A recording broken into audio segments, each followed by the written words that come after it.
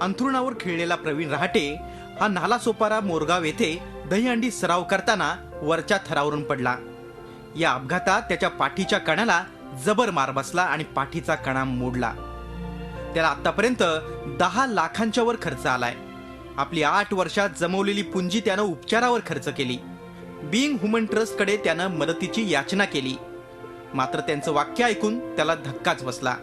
तर दुसरीकडे सिद्धिविनायक ट्रस्टनं उत्पन्नाचे दाखले नसल्यानं मदत मिळू शकत नाही असं सांगितलं। तर विरारच्या जीवदानी ट्रस्टनं मदतीचं आश्वासन दिलंय, मात्र मदत अजूनही मिळालेली नाही। सर्व एकटा खर्च माझा मंथली खर्च 8 ते 9 हजार असाच होतो मेडिकली।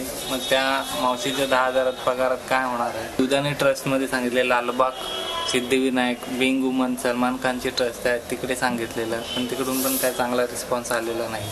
राजकारणी मंडळी आपलं नाव करण्यासाठी बक्षिसांची भली मोठी रक्कम लावतात, मात्र गोविंदा पथकाच्या पदरात कोरडी आश्वासनच पडतात। लहानपणी प्रवीणच्या आई वडील त्याला सोडून गेल्यानंतर त्याचा सांभाळ त्याची मावशी सुलोचना वाळिंजकर यांनी केला। जानेवारी 2015 मध्ये सुलोचना यांचे पती गिरीश यांचाही मृत्यू झाला। अशा एकामागून एक संकटांमुळे आता जगावं की मरावं अशी स्थिती प्रवीणच्या आयुष्यात निर्माण झाली आहे। लेकिन आज उनको पैसे की बहुत ज़रूरत है, क्योंकि उनके फैमिली में पहले काका थे, वो आज सब संभाल देते, लेकिन आज उनके काका भी जनवरी के दिन उनके निधन हो गया।